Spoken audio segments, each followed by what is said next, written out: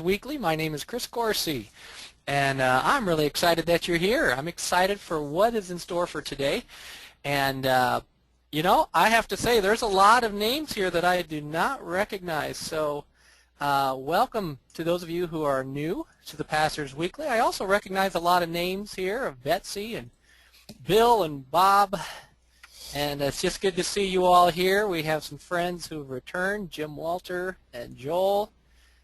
Marcus, good to see you all. Marilyn, I'm glad that you're here. And Timothy, I'm glad that you're here. It's just good to see these returns. And again, welcome for those of you who are brand new. I liken this time together as though you and I are sitting down for a cup of coffee. And I'm going to share a little bit about joy and some of what's really changed our lives here at Shepherd's House. And I have a special guest, Dr. Jim Wilder, who is with us today. You can see him on the webcam there. And one of the things we do, if we're out having a cup of coffee, I don't like to do all the talking because that's not very satisfying. I want to be able to hear from you and get to know you a little bit and basically talk about how joy applies to our lives, particularly our ministries and our families. And that's what the Pastor Joy Streams are about. We have a time where we discuss specific topics, but then we want to interact and talk about how this applies to our lives. And so as Denny shared with you, there's a lot of ways you can interact with us. If you do have a webcam, jump on in and join us. But we do want to hear from you today. And so what we're going to do is have a little time of Dr. Jim Wilder, myself, and Denny are going to talk a little bit about some really relevant topic here. And then I want to hear from you. We're going to try to get you engaged. But before we go too far, I'm going to invite Dr. Jim Wilder here to share some exciting news with us about our friend and colleague Ed Corey, who just returned from a very exciting trip. So Jim, welcome to the Pastors Weekly here. Hi, Chris. It's good to be with you, and it's good to be here with all of you, recognizing a lot of names there that I see and know as well. And welcome. Glad that you're here. I see you there, Maury. I hope things are going well in Texas in the school. And we've got lots of people participating, and I'm glad to give you some nice information. Some really exciting event has taken place in Peru this last 2 weeks. Ed Corey was invited to go to Peru and speak about Joy Starting, the whole Joy Starts Here, and the Thriving Recovery Program and what was involved in that. The leaders were able to gather all of the different Christian denominations in Peru that were sort of putting their resources together. And while we were all at the Joy Starts Here conference, we received a request, or that is Ed Corey received a request, that whether they could broadcast the presentation over the television in Peru.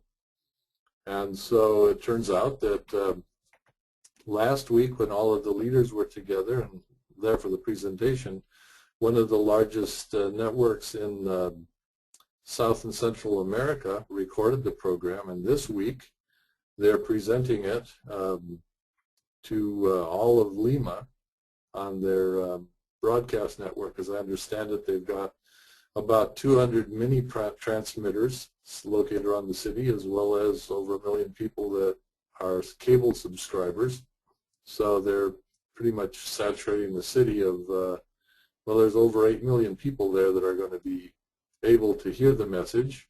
We don't know how many will actually listen, but we would like to have you praying for that, because this is a really joy starting, taking off in a big way. From what I understand, the pastor that was coordinating it went down to the network to ask them if he could put up some announcements, and the representative of the network asked what was going on, and when she heard what the program was, she said, well, that's just what we need here in Peru, and she just broke down in tears and asked whether they could present the program to the nation. So that's the exciting news we have there.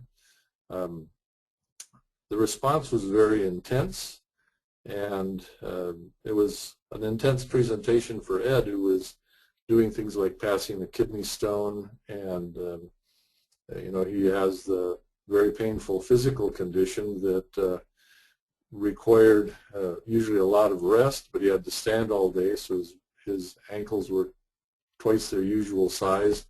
The room that he was in the first night didn't have any heat. The window wouldn't close, and cold is very painful to him. And in spite of that, it seemed that the Lord was providing him with all the energy that he needed. And Denny, you were able to talk with them today when they just arrived back in the country. And I understand that what we're going to talk about here today was, basically the same topic that Ed was talking about in Peru.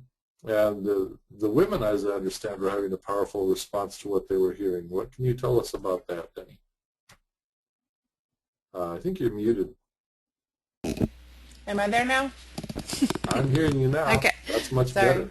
I got to talk briefly with them as they were switching planes, basically. And Maritza was telling me that it was really powerful for the women there, that a lot of the women deal they live in this sexualized culture where they are, made to believe that they have to be sexualized in order to be loved and accepted. So they were eating this up. They even pushed through break time. Nobody does that. So they were like, no, we need more. We want to hear more. They asked for extra talk about codependency as well. And we really think they were hungry for this and that they're ready to really grow some joy and change and really be transformed by this. So we're really excited. Both my dad and Maritza were thrilled with the way that it went. So I am also thrilled about it. It's the amazing thing is that within just a month of having announced the Joy Starts Here approach, we already have essentially an entire nation being exposed to it through really no work of our own. So I have the impression that God might be behind what's happening right here, and I just want us to pray about it. The network that has it has the option, I believe, of taking this to other locations in Central and South America if they get a big response from Peru. So I'm hoping that they will have a response that will make them want to spread the message as well. But there's a lot of people whose lives need to be transformed by joy, and particularly from the way that our sexuality tends to masquerade or cover over the things that we really need joy to fulfill. And so I think that's our topic for us here today, is how our sexuality and our joy ends up getting tangled in ways that it shouldn't. So I'm here to talk about what makes sexual sin look more like a tasty snack for both men and women than sin. Sin should really, look terrible, but that's the problem with it. It doesn't seem to remember that when it's making its appearance. Well, Jim, I have to say I listened to Volume 30, your brand new resource called Workers of Iniquity. And I was very excited to be able to have you as a guest here on the Pastor's Weekly, because I have a lot of questions along this topic that I put together, and I'm looking forward to asking you today. So thank you for being here, that we can dive a little deeper into this as this topic that's very relevant, as Denny just shared with us, especially for men and for women. So that's where we're going to go today, friends. And so, Jim, I'm just going to ask you some questions and just let you share, and then we'll just move right along. Sounds good. All right. So my first question that I put together is, there's probably a good number of friends today with us who have not listened to the new Jim Talks Volume 30, possibly haven't even read Joy Starts Here yet. So I thought it'd be helpful to give us a little bit of overview on what iniquity means. All right, Chris, you and I have been going back and forth about this, that actually it's iniquity. Iniquity. I said Yes, it again, didn't you I? said iniquity again. Thank So, you. Thank you. and Iniquity. Friends, while I we're say bothered, by iniquities, today we shall talk about iniquities. Yes. thank you. You know, it came to my attention first, Chris, when I was reading Moses was up on the mountain to interact with God, and he asked God to see if he could see God pass by, and God put him in that little cleft in the rock. Yeah. And as they were talking, Moses made a point that God was merciful to our transgressions, sins, and iniquities, which to him were very different concepts.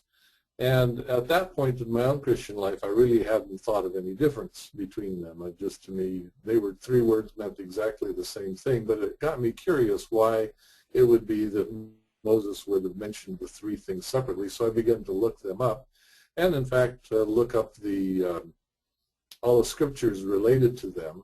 That's how we have more than 8 hours of talks on volume 30 there on the difference, because the words are used, and while they all indicate something wrong with us, they are really quite different. Transgressions really involve a command or a law. Without law, there's no transgression. So if the law says you should go 35 and you go 37, that is a transgression. Had there been no law, you could have gone 37, there'd be no problem with it. Also, if the law says thou shalt stop at this corner, and there's this little red sign, and you don't stop, that's also a transgression because the law said you should stop and you didn't. However, if there was no sign, there'd be no transgression. So that's the one that's easiest for us. Then sin, in both Old and New Testament, is an archery term. And in the New Testament, it's simply Greek. It means we missed the mark. And you could miss the target in any of 100 different ways. You could be too high, too low, to the side, fall short of the target, shoot past the target, and all those sorts of things. But in Hebrew, it's much more specific. It's an archery term that means your arrow didn't make it as far as it needed to. So that's why Paul, when he's trying to make it clearer to the Greek speakers, he said, all have sinned, all have missed the mark, and fallen short of the glory of God. It's a very specific kind of falling short, where what we were asked to do, God asked us, for instance, to love those that hate us and be merciful to our enemies.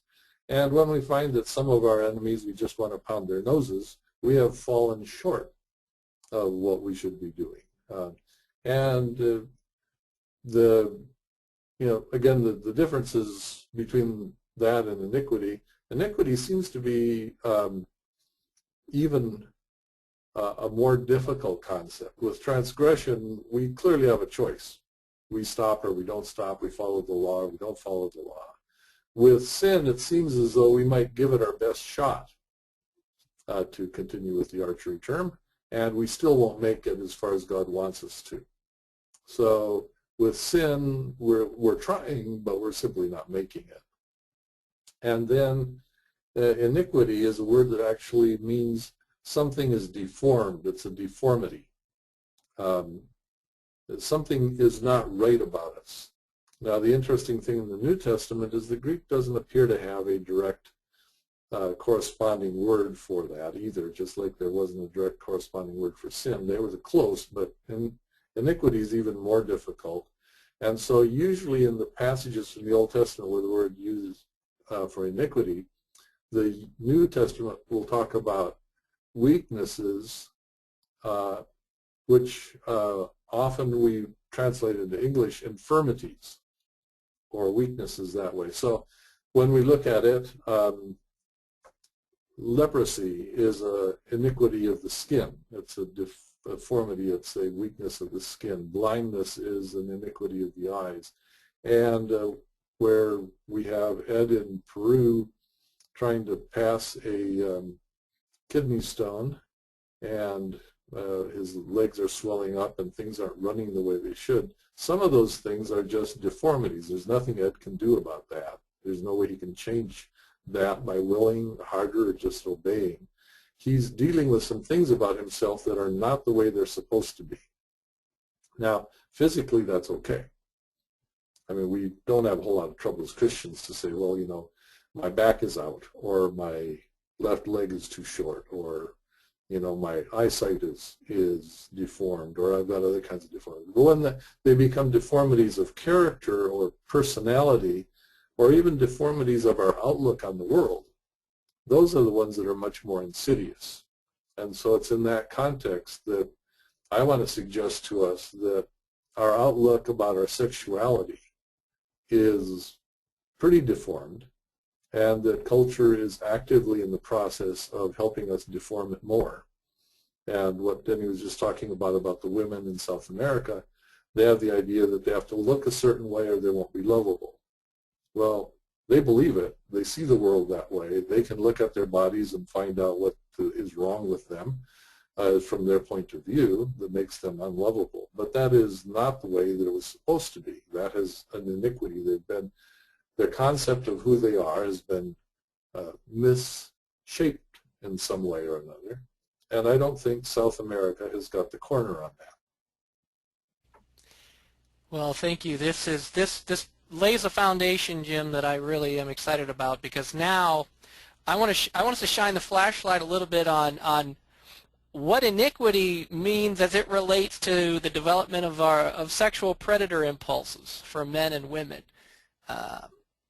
This is where I really want to dive into a little bit today. Right.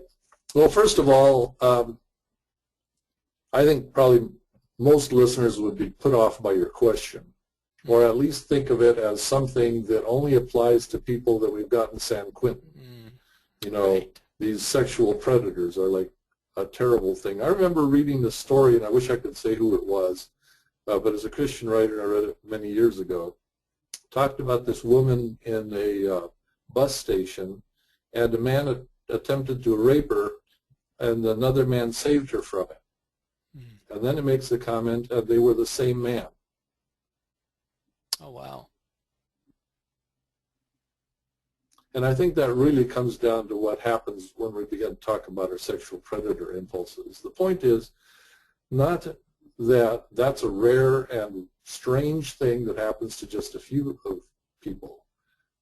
Everybody is wired with sexual predator impulses. That is the normal, automatic, easy to do, no brains required, anybody can feel this way reaction. In fact, if you want to look at it this way, if I see somebody and I want to get close to them, and I am already of a sexual age, the least imaginative way to think about getting close to them is to think about having sexual contact with them. It's the first thing that presents itself to our minds. There's nothing creative about it.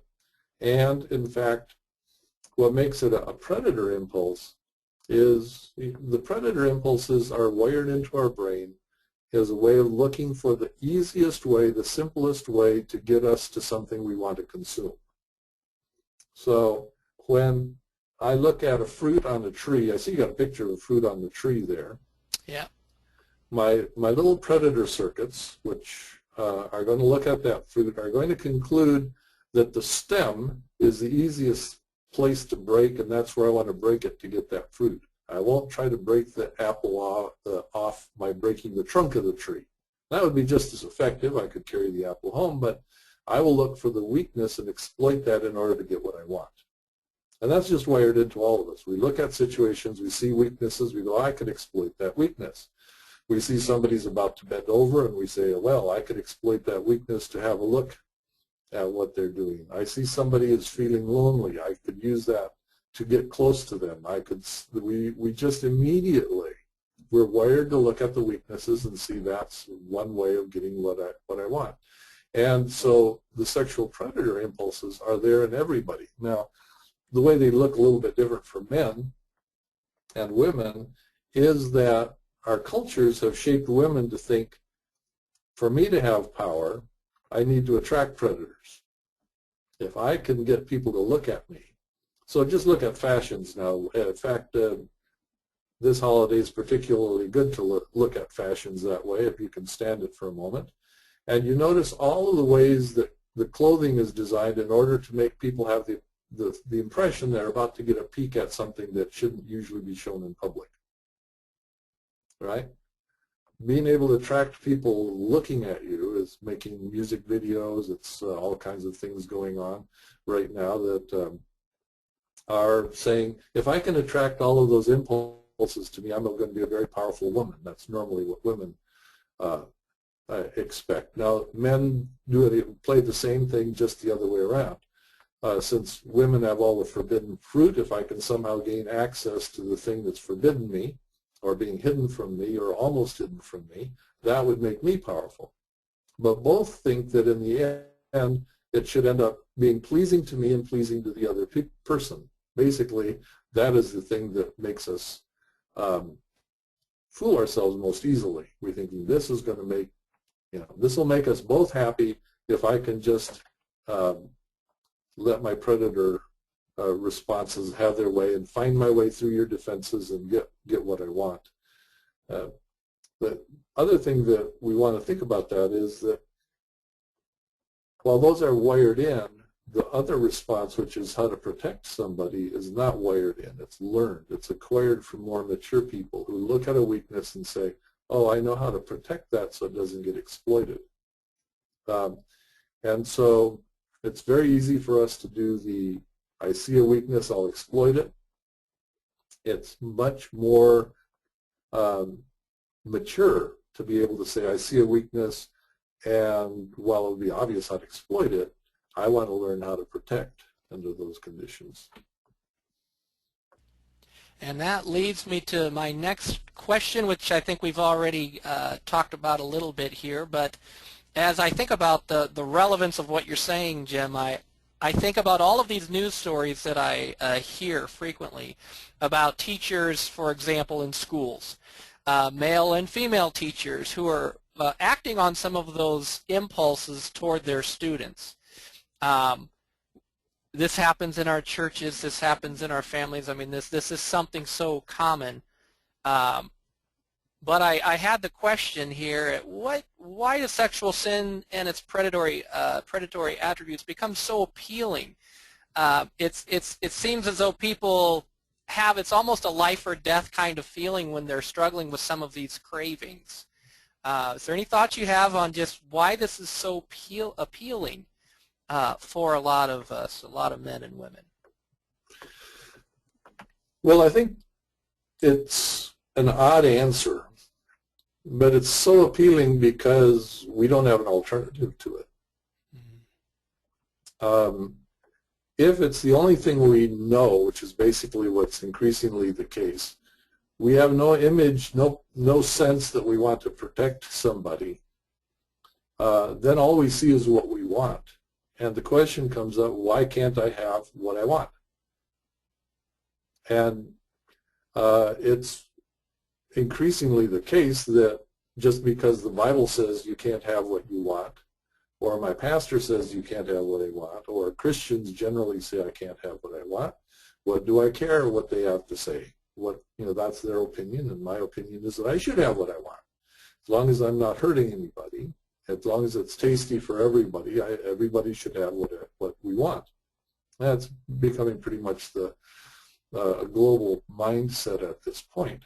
So here's the interesting thing. It never occurs to us that what we want is a permanent relationship.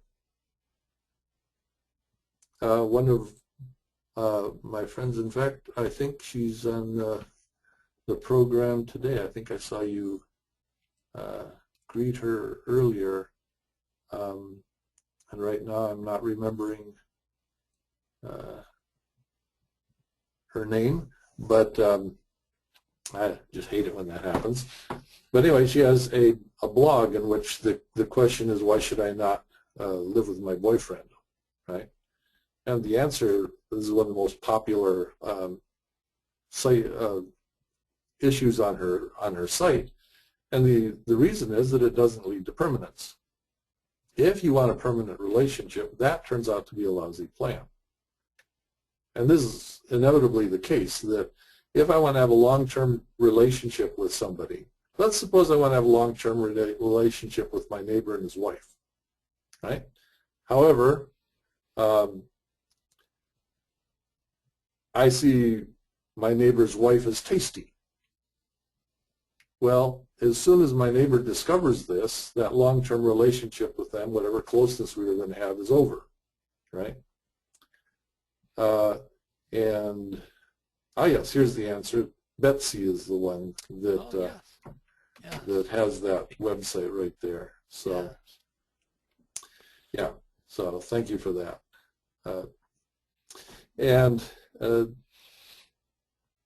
The same thing is the case with men who want to be close to their stepdaughters.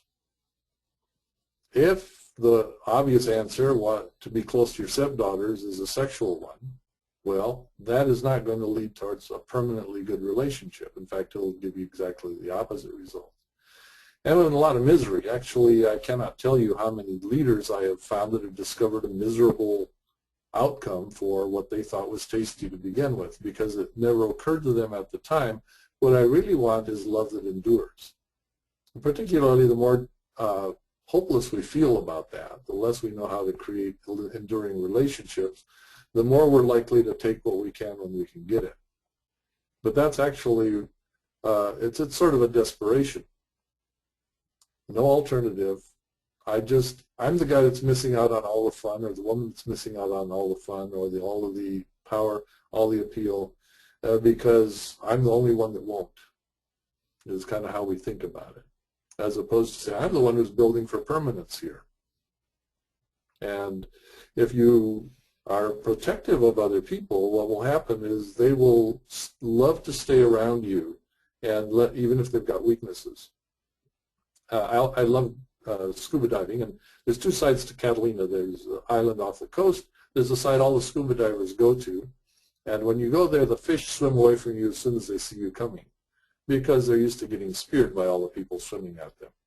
You go to this other side of Catalina, and the same species of fish are there, but they've never seen a diver before. And they swim right up to you and look at you and go, hey, what are you doing here? You're an odd-looking fish, because they have no reason to be afraid of you. And this is the same kind of thing that would happen if we lived in a protective environment. In fact, this is what life should be like as we form churches and groups together, that we get together not because we're the odd people who don't have predator impulses, but we're the odd people that know something more than predator impulses, that know how to protect others. Mm. Well, Jim, I'm glad you mentioned the word training, because I kind of see this as, with some of this wiring, we automatically have our foot on the accelerator, but we have to learn how to use the brake when it comes to some of these impulses and these cravings and these urges and these desires. So I don't know, we might have already answered this, but another question I had is why we want to consume other people instead of the good things God has provided for us. I mean, as you said, in our minds, our theology, we know sin is sin and sin is bad, but there's something else at work here that's very powerful, very, very potent. Yeah, well, let me come at this from a couple of different ways. The first one is sort of hideous, and so I beg your forgiveness for it, but from a biological point of view, it's very actually real in your head. If you go to the back of your head on the left side down there towards the back, there's a spot that is active and keeps you from eating your babies. All right? Now, we've all nibbled on the babies and say, oh, you're so yummy, you know. We could just eat you up, but we know we're not going to, right? Because something in there says, you're yummy, you look tasty, yeah, but you know what, I have zero desire to actually eat you. I'm just going to nibble all over you, and we're going to laugh and have a good time. That, by the way, is also the same part of the brain that is fouled up in sexual predators of the sort that get in jail. Oh, wow. And watch pornography and stuff like that. They basically look at every baby and say, I'm going to gobble you up, is another way to say it. Because instead of going, wow, you're tasty, I want to protect you, I want you to grow up, I want you to take care of you, they don't have that impulse. That's the thing that's supposed to develop when you're a good parent. You look at your own child and you go, wow, you're the cutest thing ever. Yes, you're actually quite a bit cuter than your mother. You know, you're quite a bit cuter than your father. You're just the cutest thing ever. I just love that, and I'm not going to eat it. In fact, it grosses me out, makes me want to puke. It's the most revolting thing I can think of in the world to actually exploit that for myself. I, in fact, have every desire, and I look at you, I have every desire to protect what I see, because there's something more than just the simple response. It isn't that you look at them and go, well, no, I can't see anything cute about this child. It's like, I see everything cute about this child. I just love it. It's great. I'm going to protect it. That is the thing that we need to do in order to provide others. If you're just trying to put on the brake, as you put it, you know, it would be like sitting there looking at your child and going, well, I'm going to try real hard not to eat you today. Maybe if we make it through tomorrow, till tomorrow, I won't eat you tomorrow either. But none of us really live that way. We live there because something much more powerful is at work in us, and that's the desire to really see joy and other people develop. Now, if we're not tasting joy, then we don't look at that person and go, wow, what would be the best way to bring you joy? Now, this is getting a little bit personal, but yeah, maybe we should, I don't know. So I was on one of my travels, and I came across a young lady that was in one of the schools, and she was cute. She was just really, really cute. She was very attractive and cute. She was nicely dressed, attractive and cute. She was, everything about her in all her ways were just cute. And I thought to myself, wow, she's very attractive, and I would like to have some kind of a relationship with her. You know, she might even be nice. I don't know. So I thought, well, what would be the way that I would want to do that without eating her myself, right? Because it isn't like I don't know how to be a predator. And in fact, she was lonely and could have used some attention. And there's lots of ways in which I could have exploited her weaknesses to get closeness with her. But I heard her mention something about her father. And I thought, there's what we go. She would like to be closer to her father. Let me relate to her in such a way that I'm going to improve her relationship, her thoughts, her feelings, everything about her father. Now, if I exploit her sexually, will that make her closer to her father? No. I think everyone that I can see is saying, no. She will not want to tell that. She won't tell. It won't help her relationships with her friends if she tells them the visiting professor and I are, you know, sort of getting a little something going here. No, none of that will make her relationships better with others. But if I say, I want to improve all of her relationship, I want to make sure that when we're done talking, she will be better able to relate to her father, feel closer to him. I know that I will be going the other direction. I will leave her with more joy than I found her with. You see, that's the kind of thing that I learned from other people who were protectors, who looked at others and said, well, yeah, of course, what's so hard about exploiting them?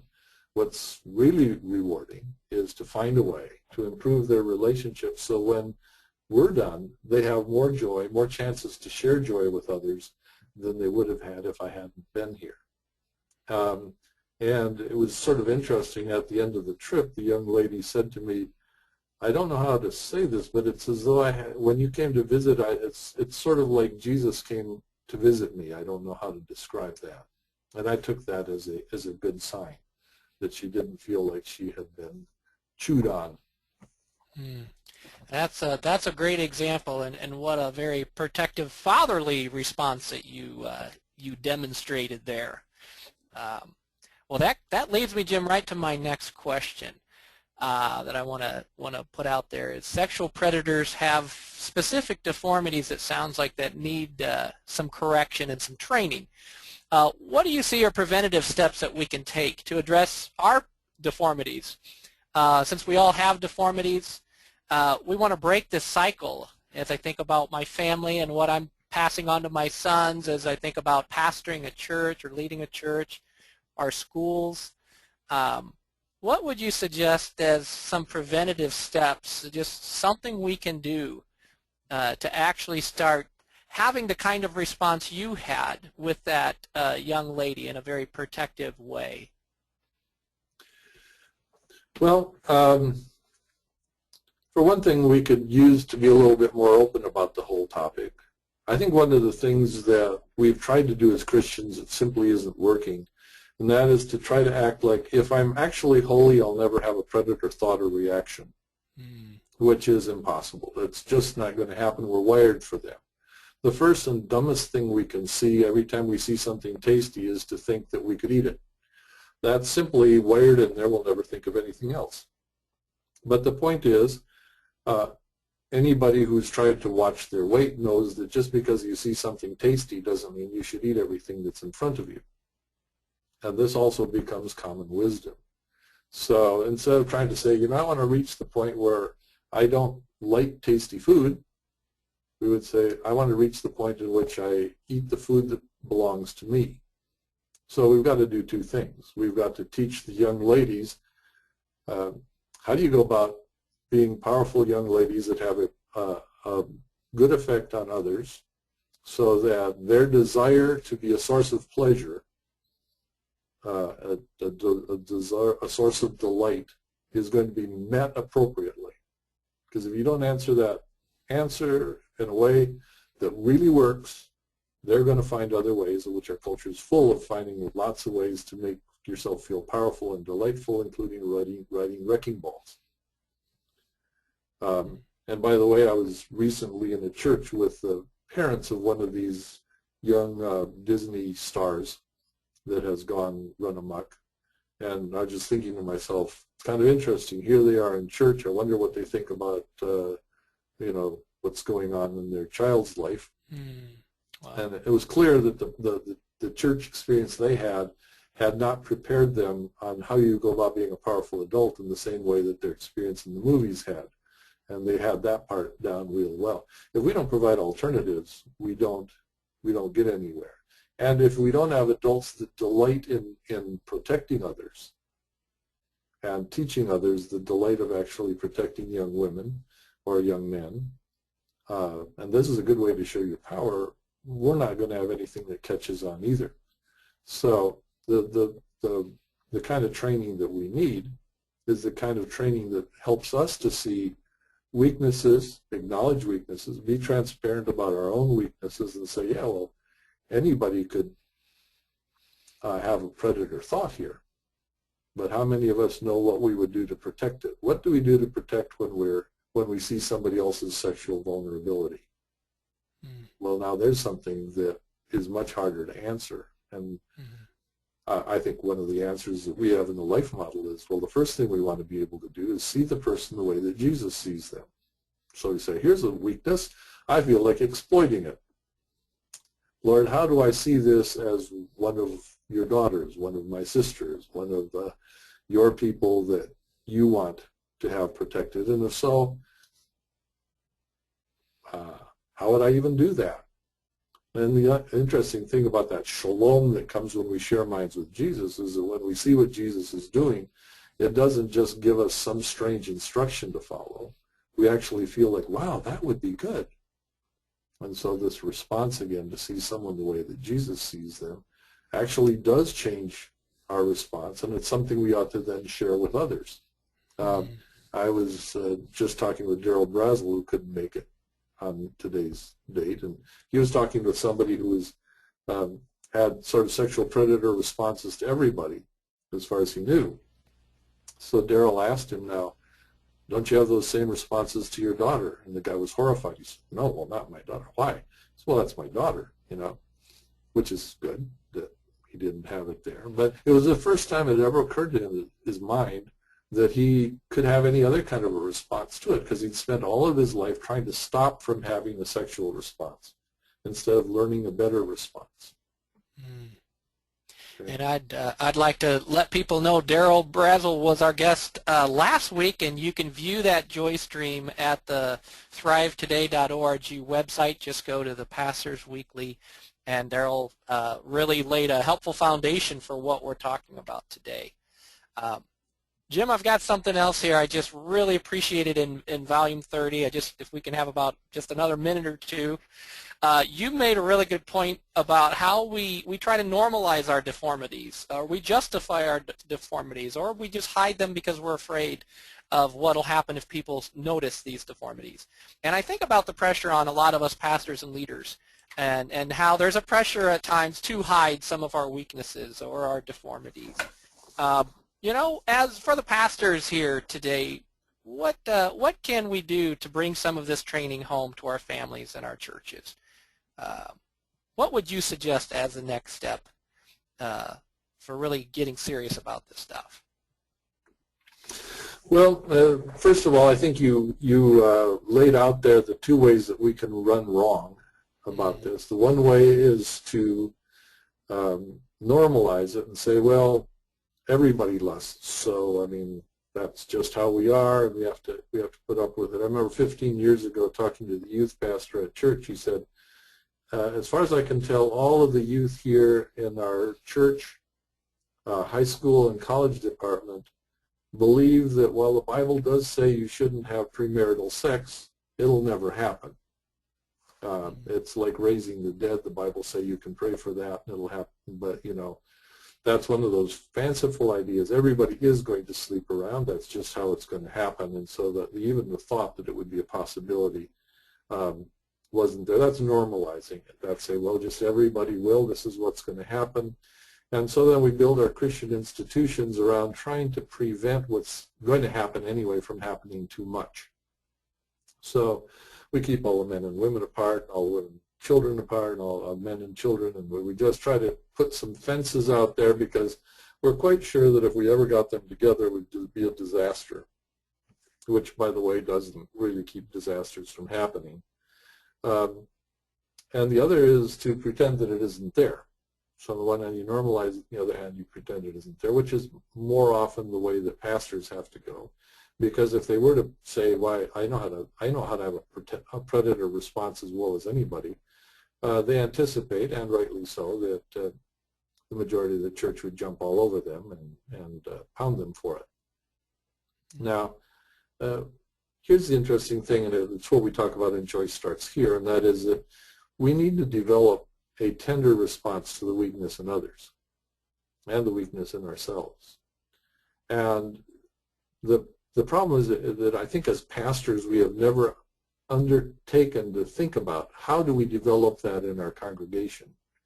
It's clear that if a pastor is going to show a weakness and it doesn't get jumped on, it'll only be because the pastor taught the congregation how not to jump on weakness. Because normally, without any further training, everybody goes predator on you, right? Except for the people that go into denial and say, well, it didn't really happen. But to get something else, we have to begin to teach people that weaknesses are common, that it takes no brains whatsoever to figure out how to exploit people's weaknesses, but we need to be able to talk comfortably about weaknesses and how we're going to actually be protective if we're going to get anywhere. And that is, you can't simply model it, although that's good. You also have to teach a biblical way of life that says we all have our weaknesses and our deformities, and what we do as a congregation is to learn how to help others bring their deformities and weaknesses here so that we can begin to see them the way that Jesus does.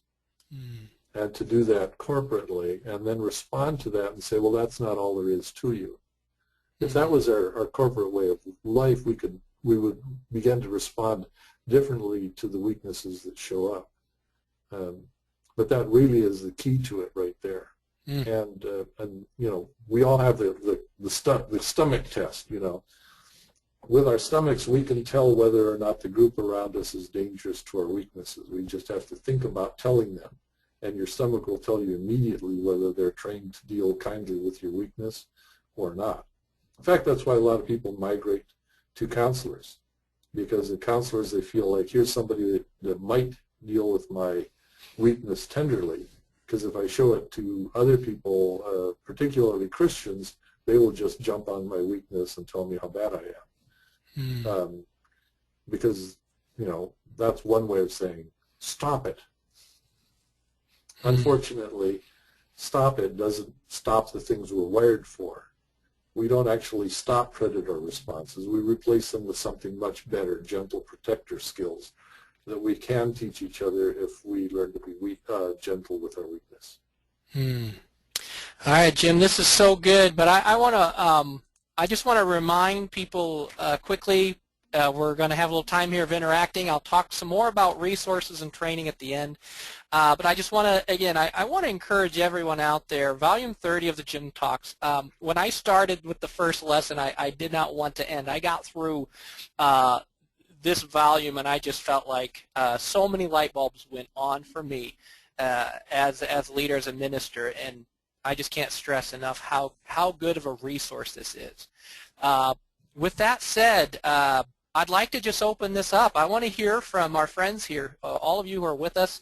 I know we don't have a lot of time, but you know what? I bet some wheels are turning for you as you think about what this means for you as a pastor. What does this mean for your congregation, for your family, for your staff?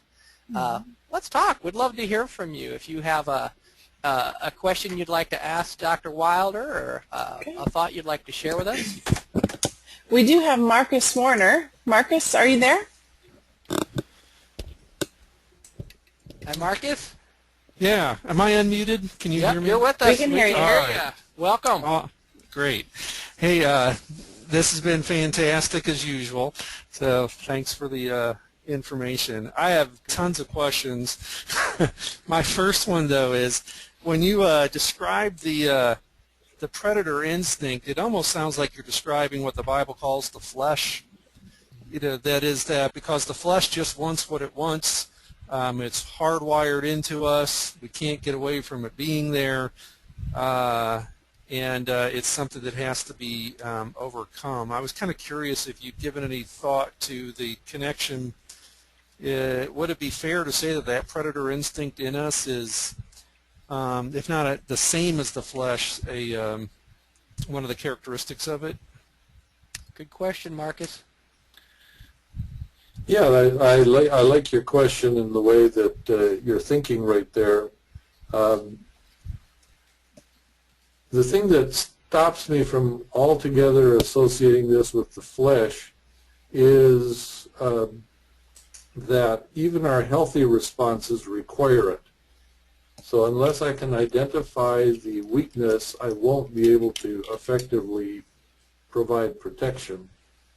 So if we were to say the flesh is sort of the raw, uncovered half of it, or at least that's what the flesh exploits, I would certainly be willing to say that the flesh is the part of us that justifies that response as the way we ought to live. But the thing that keeps me from completely associating it with the flesh is that this way of thinking of recognizing the weakness is necessary for us to be protectors, and so I wouldn't entirely want to be rid of it. Okay, so all right, because isn't the flesh also the origin of our desires? You know, the flesh has desires, and then but what you're saying is that it justifies our response to those desires as well. I know it's a new thought, so I won't press it too hard, but that hit me.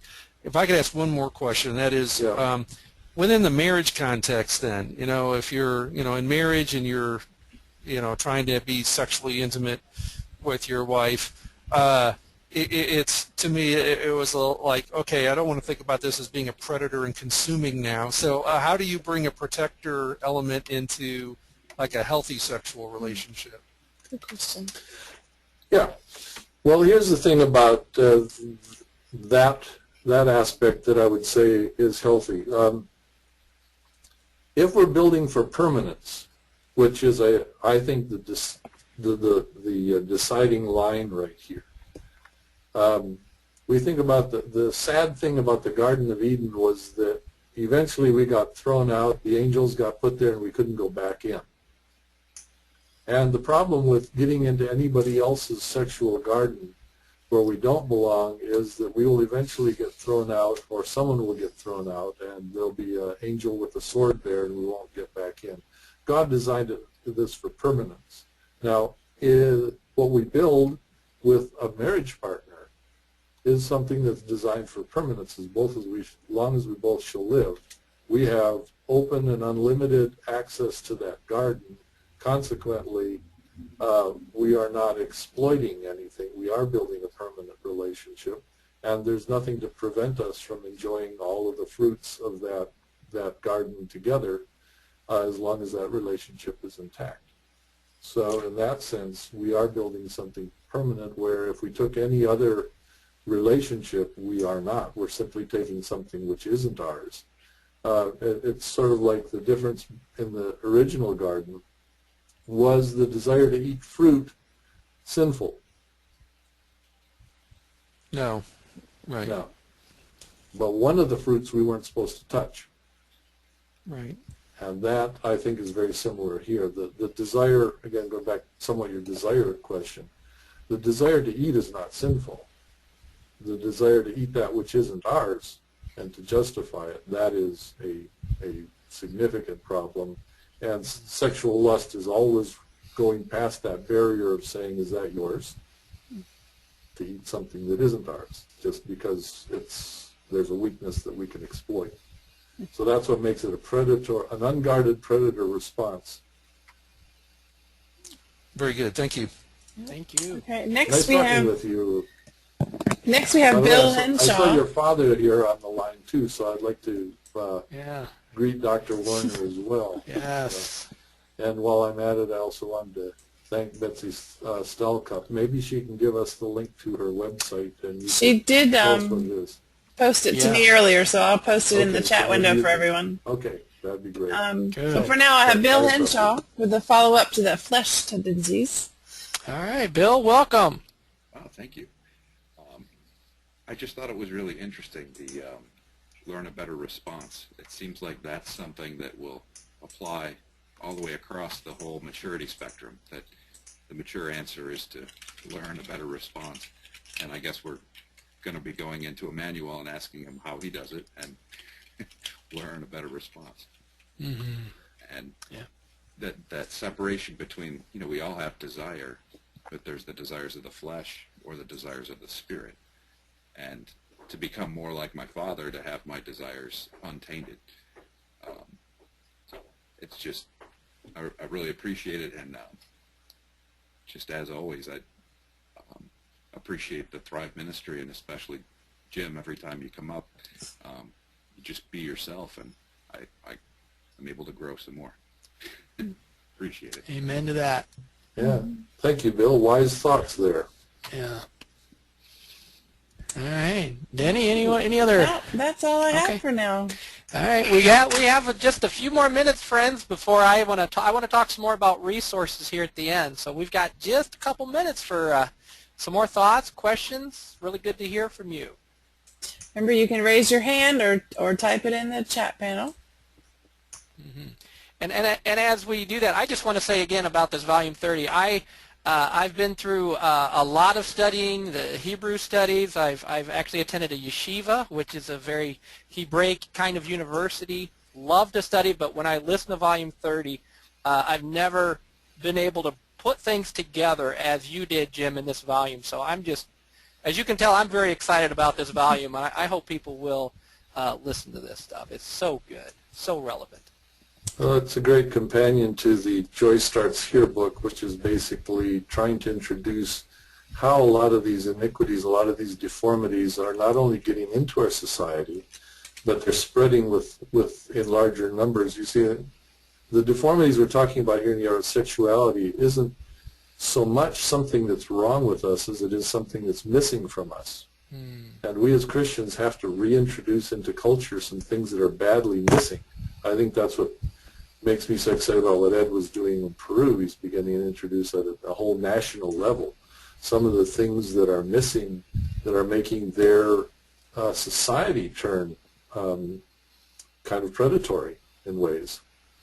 And I think that's really a wake-up call for us in this country here, because I don't think it takes very much looking around to see that our society is turning predatory in some ways as well. And we should be the elements that introduce that new way of life back into the culture around us, starting with our own churches and families. And that brings me to the Joy Starts Here book, Jim, that you mentioned. As pastors, this is a great way to introduce this training into your church, into your staff, into your family. So I highly recommend, friends, if you haven't read Joy Starts Here, The Transformation Zone, there's a lot more unpacked. So I highly recommend this resource as another next step. Yeah. All right. I've got a couple of questions. How many do we have time for, Chris? We've got about 2 minutes, so let's fire away. Let's see what we Okay. We'll start with, I'm going to go ahead and read them. It makes it a little faster. It says, Jim, can you talk a little bit more about the Joy Center? Where is it in the brain? It seems like the key to protective responses is what produces lasting joy. That's from Jim Walter. All right, and actually the Joy Center is in the right orbital prefrontal cortex, which is the part of you that does change with maturity. So what Pastor Bill was saying about that as we mature, this is what grows. This is what actually contains our identity. It says that, you know, I'm the kind of person that would protect weaknesses rather than exploit them. And so that really is a function of the Joy Center. It brings me great joy to see other people being protected. And that's precisely right. That's where it's growing right there, right behind your right eye. Okay. And if I can just jump in, Denny, before you read that, I also want to recommend the Complete Guide to Living with Men, which also unpacks all of the maturity stages. It talks about joy. It talks about that orbital prefrontal cortex. The Complete Guide to Living with Men. That's another read. Everybody needs to read that book. All right. I don't know if we're going to have time for this one, but Robin would like to know more about how porn hijacks the brain. Well, I suppose it's somewhat of a crude subject, but the short summary is like this, that the part of the design for marital sexuality was that our sexual climax would help us bond to each other, and sharing that experience actually opens up your identity, makes you bond to whoever you're sharing it with. The problem is that instead of being a real joyful experience, people use their climax in an unexpected way when watching porn to actually bond or attach themselves to the pornographic images in a non-relational way. So it very quickly becomes the case that you can get that same chemical response, that same pleasure response, without the bother of a relationship by going straight to the porn. And since that's so much more powerful in terms of a very fast response, it's also something that is less complicated. The people very quickly find that that's a simpler way to do it. And if you're having some, let's say you don't have a good source of finding joy anyway, so that you're not experiencing powerful joy experiences in your life, you actually find that porn is more satisfying to you than relationships with other people. There's some interesting studies coming out of Japan right now that indicates that Japanese youth are giving up sexuality with others in huge numbers because it is just too bothersome, which is going to allow other mechanical ways to be the alternative. And now pornography is getting to be as common among women in England as it is among men. So it's rapidly becoming, in a society where we don't know how to do relationships that produce joy, here's something that you can at least interchange with your chocolate and cocaine. Wow. Well, speaking of joy, I want to jump in here. We have a Joy Rekindled Canada marriage retreat coming up in 2 weeks. And one of the things I love about these weekends is it's a chance for you and your spouse to come and build a lot of joy with your partner, build a lot of joy, and just I cannot stress how fun it is to have a weekend of building joy. And we've just had people say, you know what, this is like our honeymoon all over again. And I believe that comes from just building a lot of joy with your spouse. So you can learn more about this.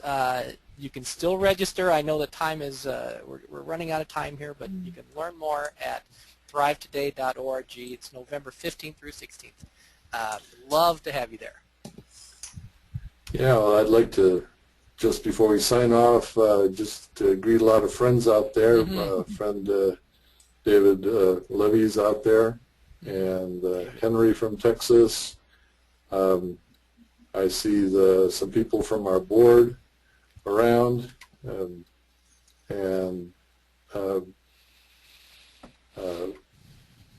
oh boy, so many people that I'm running out of time here to mention them all.